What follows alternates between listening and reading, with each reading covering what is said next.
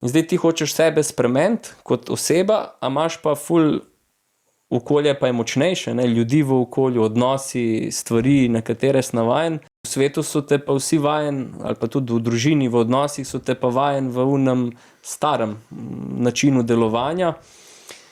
In zdaj spoznanje to, da v bistvu že od otroštva pa do danes se je okolje oblikovalo takšno, kot se je, ti si se pa v tem okolju oblikoval na podlagi okolja, ne? Sprav eno z drugim.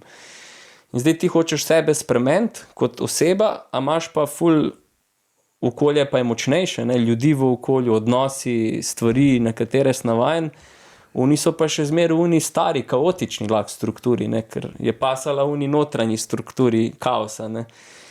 In ti pol notranjo strukturo kaosa začneš spreminjati in ustvarjaš noter več reda in pa greš v kaotično okolje.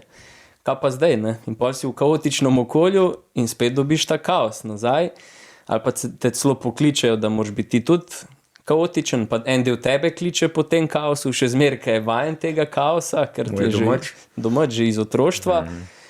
In tukaj so pol izzivi in tukaj so se pač nadaljevale, ker ni bilo pol dosti samo umakniti se v svoj notranji svet, ker pol to lahko kaj postane, nova odvisnost. Spet si pol zelo lahko uspešen v odmiku od zunanjega sveta in zelo uspešen v svojem notranjem svetu, ne.